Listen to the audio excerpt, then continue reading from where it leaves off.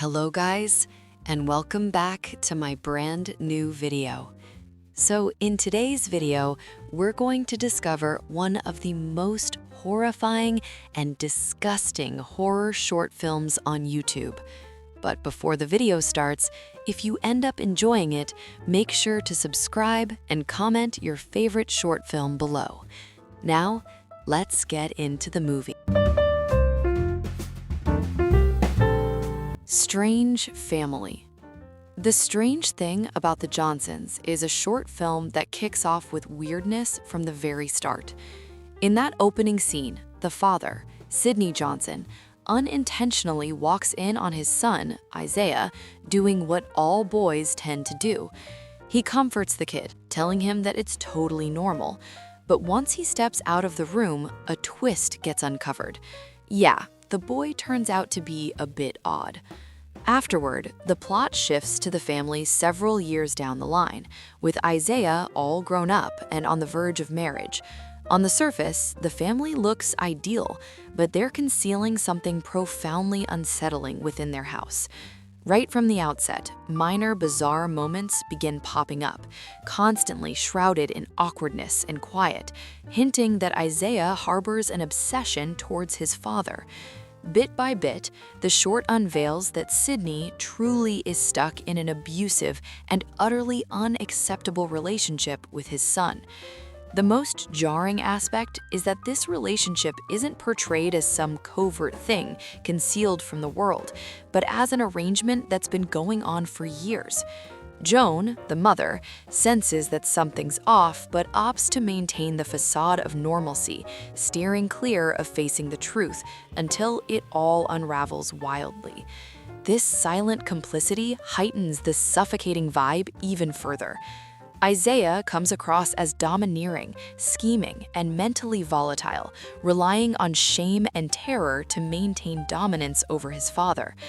The short's horror stems not from creatures or sudden frights, but from that unrelenting sense of unease. A little fun fact is that the short was helmed by Ari Aster, who went on to deliver Hereditary and Midsommar.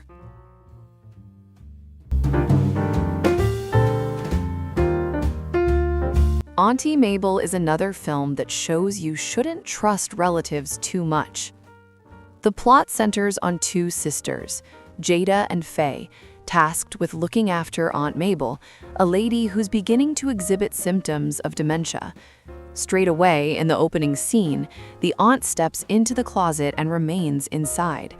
The younger niece becomes frightened and summons her older sister to get her out, but immediately it's evident that there's something off about the aunt.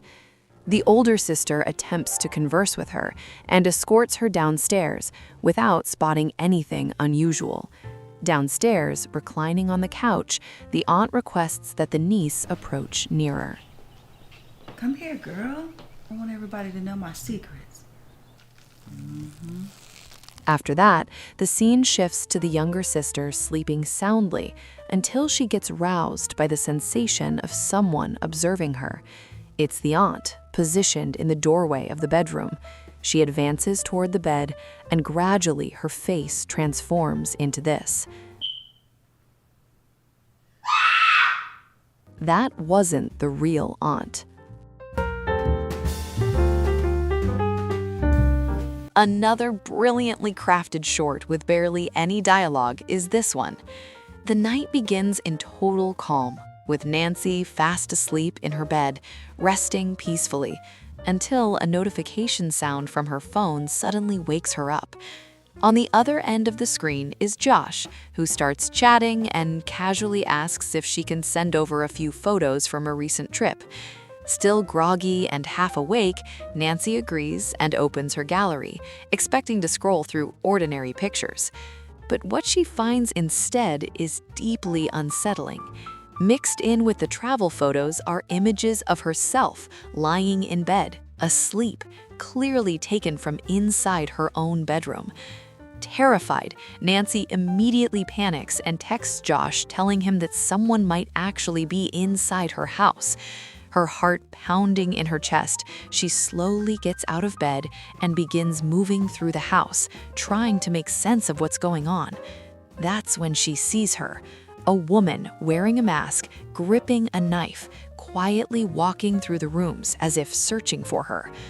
Desperate and shaken, Nancy sends another warning to Josh and rushes back into her bedroom, slipping into the closet to hide. The armed woman eventually enters the room, calmly scanning the space, inching closer and closer to the closet where Nancy is hiding. Nancy attempts to call the police, but her hands tremble uncontrollably as the masked figure approaches. Suddenly, the woman stops, turns her head toward the closet, pauses for a long moment, and then simply walks away. Still frozen in shock, Nancy glances back at her phone, only to discover something even more horrifying.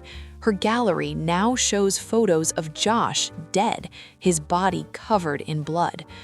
Confused and desperate for answers, she tries calling him, but in that very moment, a phone begins ringing from inside the closet itself.